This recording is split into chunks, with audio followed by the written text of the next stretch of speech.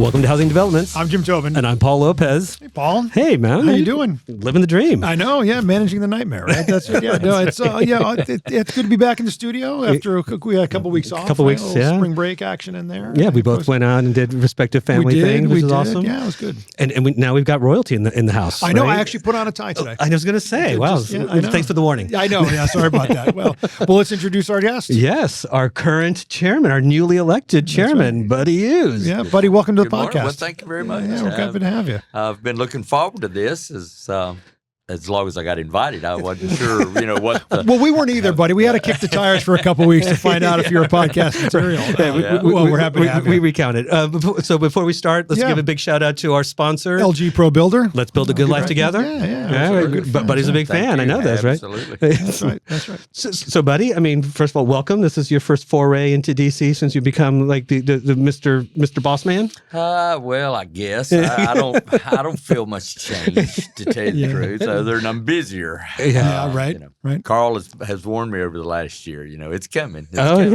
Yeah. And then, well, we appreciate just your willingness to get out and talk to the membership. I mean, that's really what it is. I mean, we as the staff collectively, the officer team collectively, right, really have become more connected with the members, with our local EOs, associations, and state associations, and it's made a difference. I mean, so when you travel, what do you hear from our members? What's the vibe like? What's the federation feel like? Well, that's a good question. As most of the time, I have to kind of initiate those, right? It's, because people, I guess, first ask me, "How are things going?" Okay. But and I could pause. I can say exactly what I say to folks. There's just a positive feeling. You've already said vibe. I didn't want to be redundant, but there's a positive vibe out there with locals, state associations. The building industry. I was going to say. We can't take all the credit. We had an election back in November, right. if you remember. Everybody It's made all the papers. It has been in the paper. Well, we don't have a paper anymore. Right. So really. I had to watch the news. But everybody is so positive about the building industry and NAHB and their state association or the local association. So it's just a good time to be involved right now. And we all got that feeling at the Builder Show, right? That was an incredible show. We've been talking about it since then. Yeah. I mean, the vibe, I guess that's the word of the podcast, was outstanding. So I think that's kind of resonating throughout, right? Yeah. Well, we do exhibitor visits. We're assigned. Used to be 2. I was 12 this year. Right. But every one of mine that I visited were just so pumped up. That's great. And of course I did mine I think on Wednesday or close to the end. So they had a good dose of it. And they all said the same thing. They'd just been covered up. And they were, and of course I asked them all, coming next year, you're going to be in Orlando? Right. Oh yeah. Good. Wouldn't miss that. And I noticed too, we talked about this in some of our meetings, how there was for a few years, exhibitors were bringing fewer and fewer employees. Okay. Now it seems to be trending the other way. They're bringing more and more. They've got employees wanting to come, and they feel positive enough about their business to bring more. Right. All the booths were full of employees too. That's great. Yeah, it was great. So, Buddy, tell us a little bit about your year and your priorities. I know obviously, you've come in with certainly we've talked a little bit about regulatory. You really want to reduce the 24% regulatory burden on single family, 41% on multifamily. We talked about codes, but talk about a little bit of what's on your agenda for this year, and what the members can expect to see from NAHB as we project out on our priorities and your priorities. Okay, well, you said the word regulatory or regulations. We're being, no pun intended, we're being hammered about the cost of housing. And, of course, we get the blame. We hear it too much, or have over the last few years in visiting offices when someone in the group would always want to talk about margins. How are our margins? Everybody just assumed 40%, 50% margins. Yeah, right? if you guys would just back off a little bit, you could really bring the cost of housing down. Well, we know how we can get the cost of housing down. Is to reduce this regulatory burden that you said. So that's on the top of my list, but mainly selfishly, it's because that's something I can do. Yeah. I'm not a number cruncher. I'm not a dozer.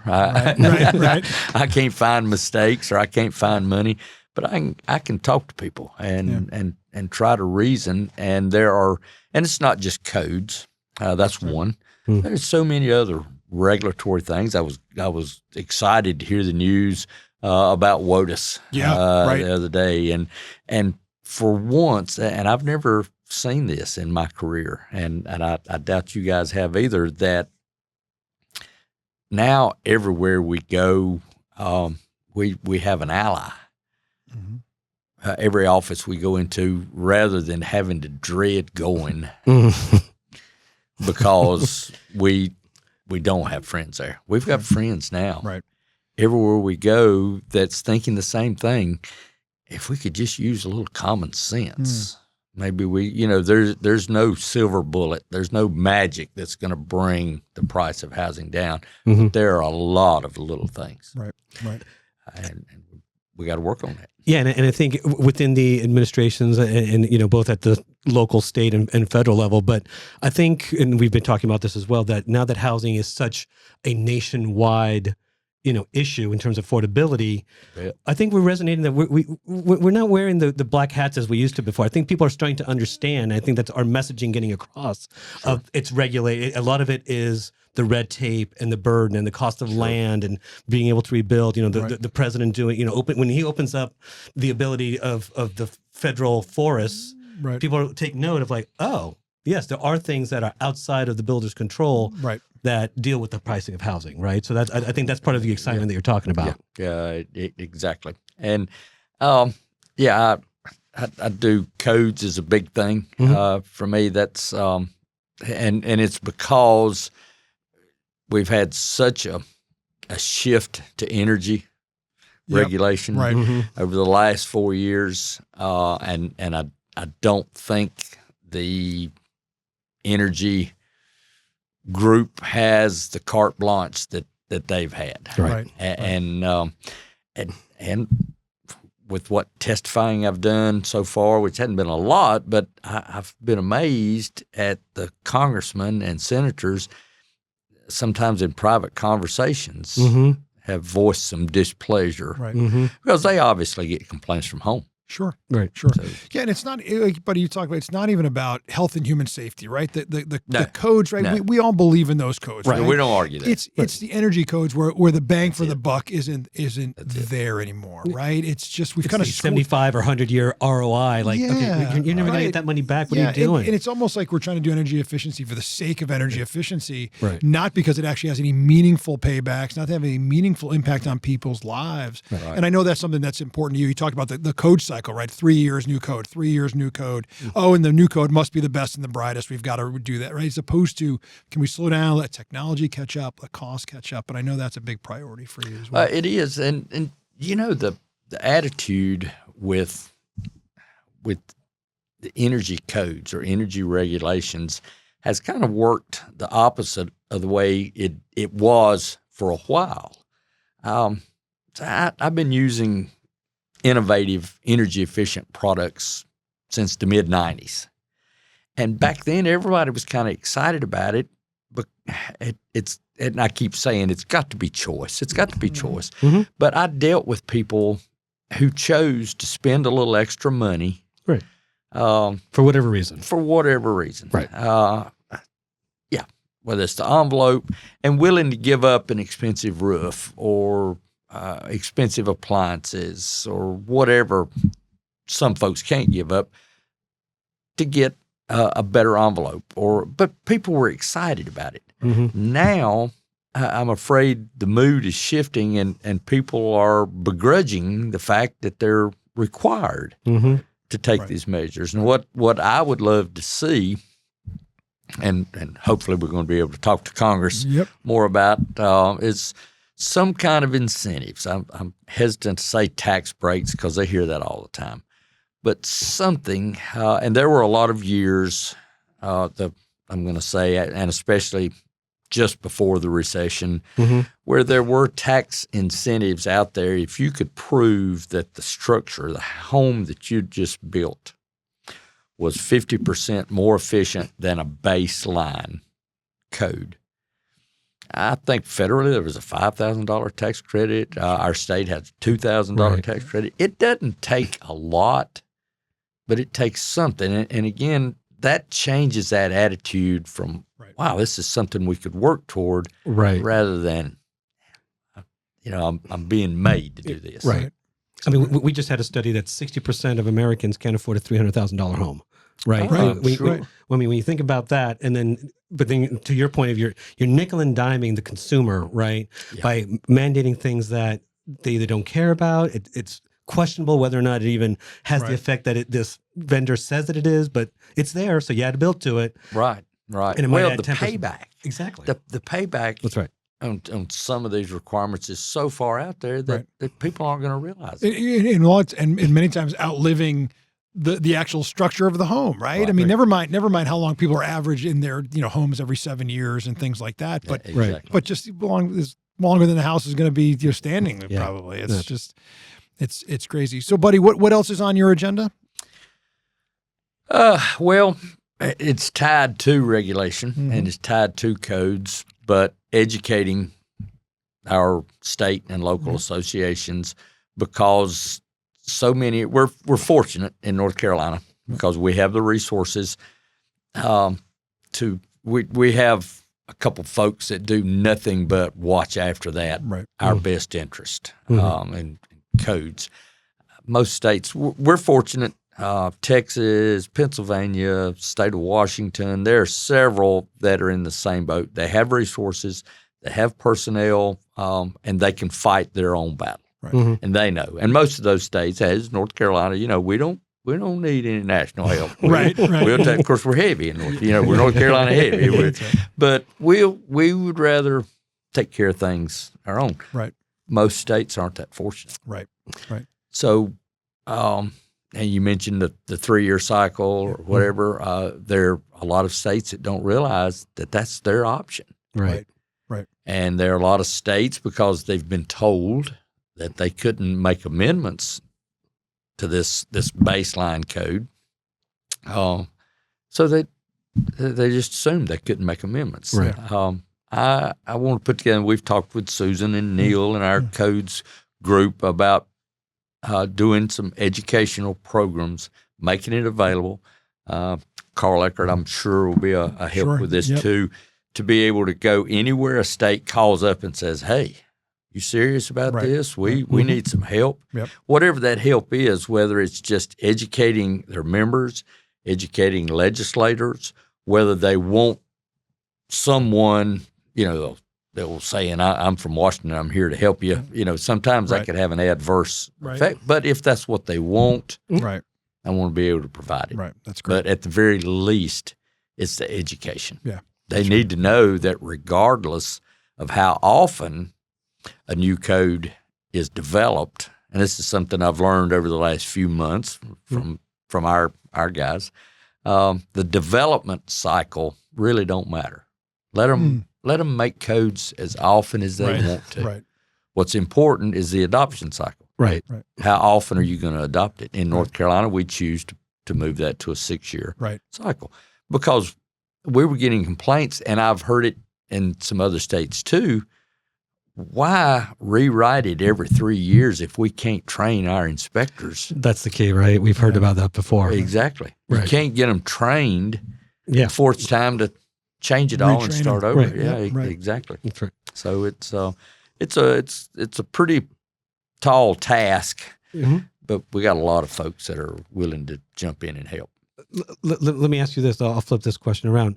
Is there anything that keeps you up at night? I mean, now that you are the lead, our leader, in terms of the senior officer ladder, is what is there anything that keeps you up at night, or do you feel fairly confident? I like that attitude. Right. I sleep like a little baby. I sleep like a baby. That's right. Well, I do. Nap an hour ago. Well, I can't say I'm getting old, and there's things about aging that wake me up every 2 hours. They don't keep me up, but they wake me up. But nothing keeps me up. Nothing Good.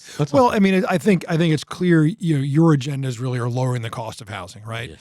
Raising the profile of the association and the builders as the ones who are going not only build the housing in this country to lower cost, but we want to be the ones that do it affordably. And create that attainable housing, and that's going to be a focus for you over the course of the year. That's great. Can I ask you a question? Sure. I mean, we're approaching, tariff Armageddon or whatever. Oh yeah, what are they calling it? God, it's Reckoning Day, Liberation Day. Right. Yeah. April 2nd. Right, April 2nd. Let's talk. Can you give us a little bit of an update in terms of what we're seeing, what we're hearing? I mean, right now things are just there's a whole lot of uncertainty. Yeah, right. We've been in this space for 2 months now. Yeah, and so we're anticipating. The president says this time he's serious. Right. I believe he's been serious every other time, but there's been mitigating factors that kind of walk up to the brink and pull back. Right. But this time he's talking about reciprocal tariffs, which are, if Canada tariffs, American milk and dairy at 200%, we're going to tariff Canadian dairy at 200%.